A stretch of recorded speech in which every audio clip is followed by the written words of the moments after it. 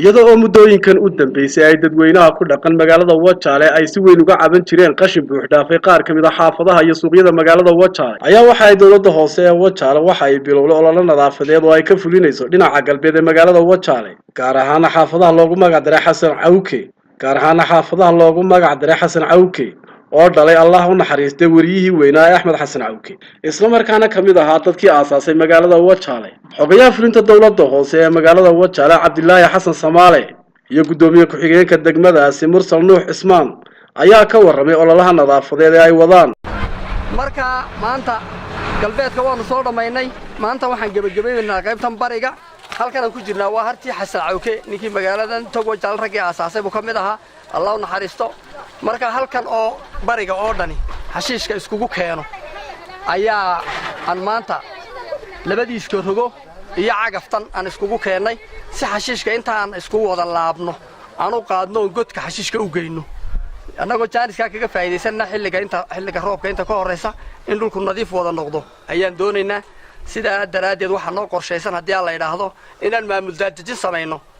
oo xaafadda magaalada aan afar waaxood u kala goyno afarta waaxood gudiyaan ka dhisaynaa makarafoonadii gacantana waanu sameeynaynaa jadwal baanu sameeynaynaa hadii la yiraahdo maalin kasta ololaha maalinta la leeyahay in xaafad walba maalinteeda anagoo maamul ahaan maamulkuna uu ka qayb galo xashiishka guri jirtay magaalada Wajaale shirkadii halkee bay ka dhacday kullay waa la socotaan kolka horeba shirkadda maamulka degmada ayaa u dhiibay oo heshiis baa jiray maamulka degmada iyo shirkadu galeen maamulka degmada laha qaybna shirkadda ayaa qandaraas ahaan qaadatay marka shirkadu heshiiskii bay ku feel garowday sida daraadeed maamulka degmada ayaa ee dawladda hoose municipality-ga ayaa tuus gacantiisa aan ugu soo celinay oo hawsha gacanta ku haya wadarkasaan oo xilliga ay waqtigu marayo ama saacadu ay marayso waad arkaysan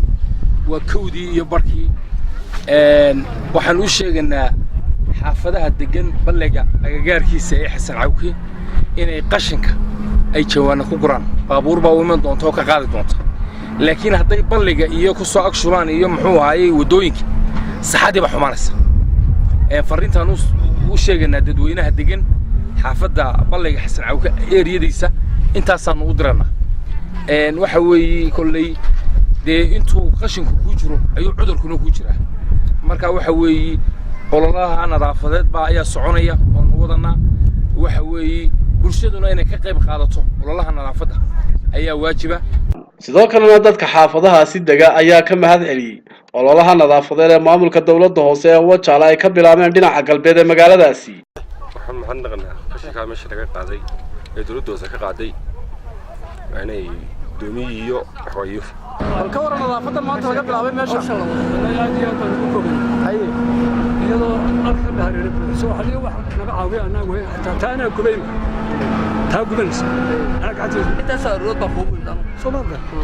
marka maanta aad baan ugu faraxsanahay maadaama xogeeyaha iyo dawladda oo saarka ay ku talaabsadeen boqolkiiba boqol baan ugu joognaa Mukhtaar Nuux Ibrahim on Cable TV